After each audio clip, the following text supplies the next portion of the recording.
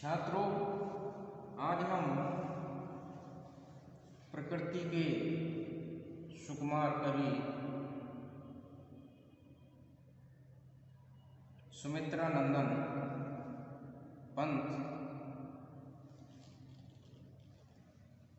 की प्रसिद्ध कविता नौका विहार के अगले चरण को लेकर प्रस्तुत हुए हैं।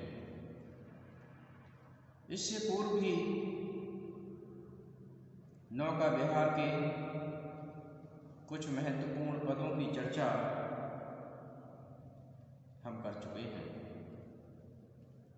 यह कविता आपकी गुंजन नामक पुस्तक में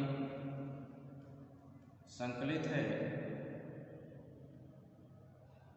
और प्राकृतिक चित्रण की दृष्टि से आपकी प्रसिद्ध कविताओं में शुमार है। आपने प्रकृति का इस कविता में मनोरम चित्रण किया है। ऐसा चित्रण साहित्य में अन्यत्र दुर्लभ है। तो छात्रों, आज हम इस कविता के विषय में जानेंगे और इसके अर्थ को भी समझेंगे कि इस कविता में कवि क्या विशेष बात कहना चाहता है। तो पतवार घुमा अब प्रतंग भार, पतवार घुमा अब प्रतंग भार, नौका भूमि विपरीत धार। डांडों के चल कर तल पसार, भर भर मुक्ताफल फेन स्फार।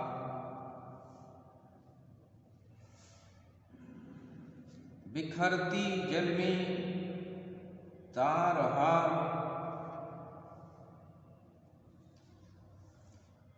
चांदी के सांपों सी रलमल, नाचती रश्मियां जल में चल।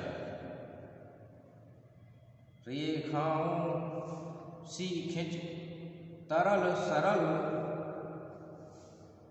लहरों की लतिकाओं में खिल। सौ सौ शशि सौ सौ उड़ झिलमिल, फैले फूले जल में फेनिल। अब उथला सरिता का प्रवाह, लग्गी से ले ले सहज था। हम बड़े घाट को सहो साथ,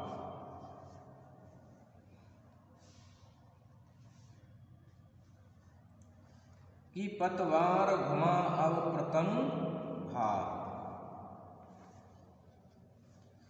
पतवार कहते हैं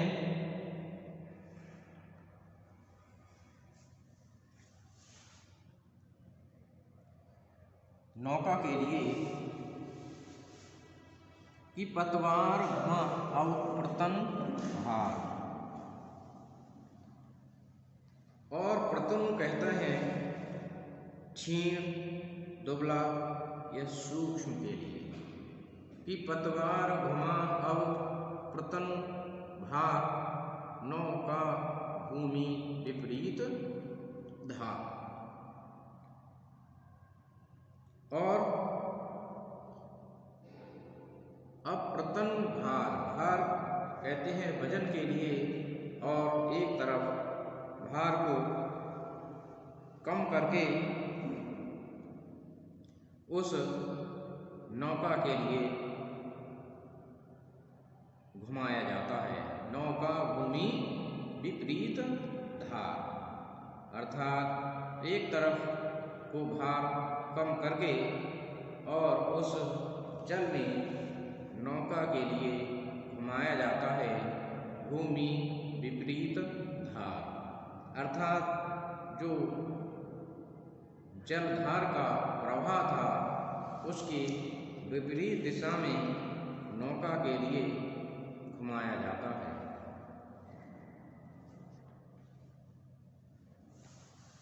और उसके बाद डांडों के जल कर तल पसार,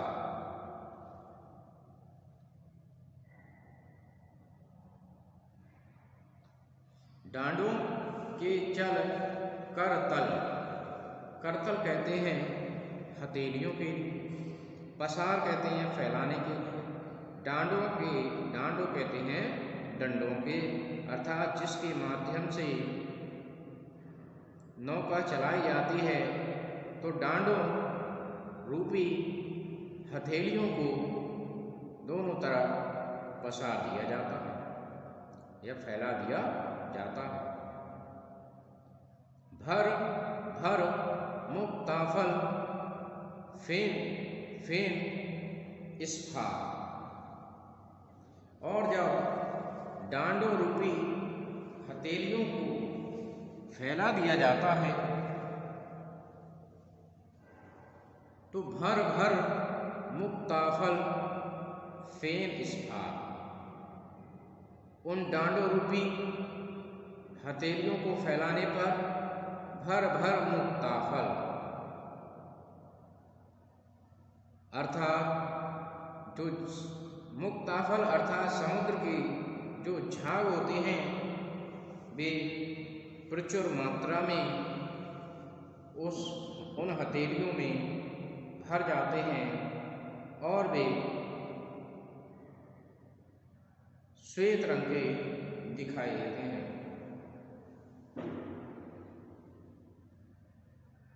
बिखरती जल में तार हार, बिखरती जल में तार हार, और वह मुक्ताफल जल में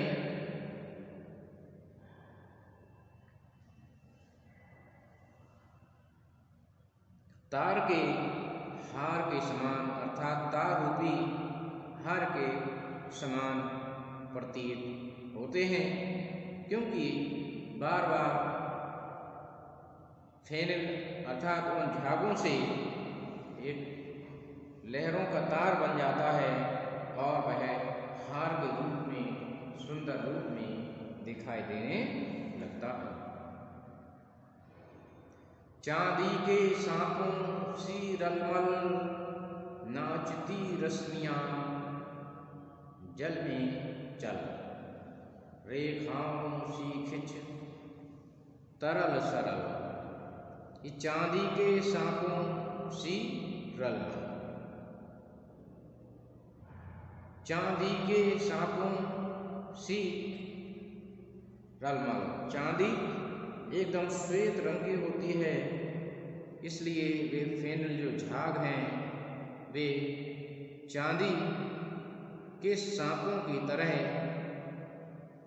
दिखाई दे रहे थे और नाचती रश्मियां जल में चल, रश्मियां कहते हैं किरणों के लिए, उन पर जो किरणें सी पड़ रही थीं वे किरणें नाचती हुई दिखाई दे रही थीं।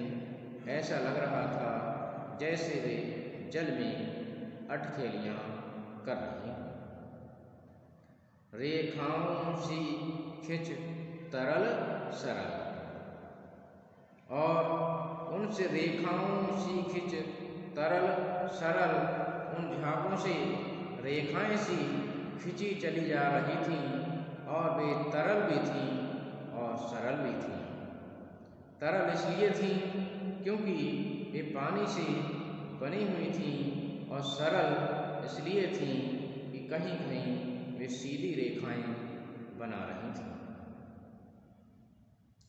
लहरों की लतिकाओं में खिल, सौ सौ शशि सौ सौ उड़ झिलमिल फैले फूले जल में फेनल, और लहरों की लतिकाओं में खिल। लहरों रूपी लतिकाओं में, लतिकाएं कहते हैं शाखाओं के लिए, डालियों के लिए, कि लहरों की लतिकाओं में खिल, अर्थात लहरों रूपी डालियों में खिल। सौ सौ शशि सौ सौ उड़ झिलमिल, अर्थात सैकड़ों शशि, शशि कहते हैं चंद्रमा के लिए, और उड़ कहते हैं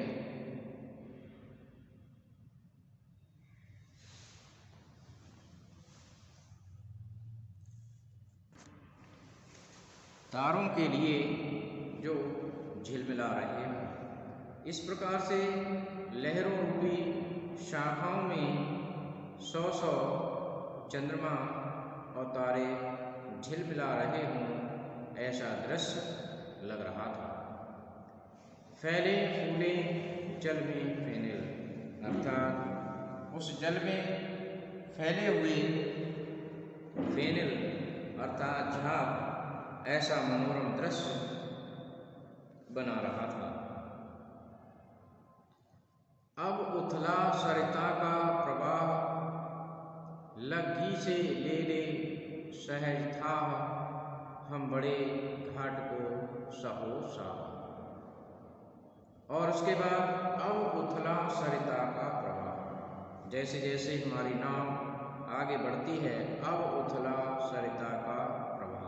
अब उथला जल दिखाई देता है, अर्थात पानी कम दिखाई देता है, सरिता का प्रवाह कम दिखाई देता है। लग्गी से ले ले सहज था, और हम लग्गी कहते हैं लकड़ी के लिए, उस लकड़ी के माध्यम से उस पानी की थाह ले रहे हैं, और हम बड़े घाट को सहोत्साह, और उस लग्गी से थाह लेकर हम बड़े घाट को सहोत्साह, हम घाट की ओर उत्साह के साथ बढ़ जाते हैं। तो इस प्रकार सुमित्रा नंदन पंत जी ने इस कविता में प्रकृति का बहुत ही सुंदर चित्रण किया है। उन्होंने जो दृश्य देखा, उस हर एक दृश्य का जिस प्रकार से चित्रण किया है, वह साहित्य में अत्यंत दुर्लभ है। तो मैं समझता हूँ छात्रों, आपने इस कविता के अंश को समझा होगा। धन्यवाद।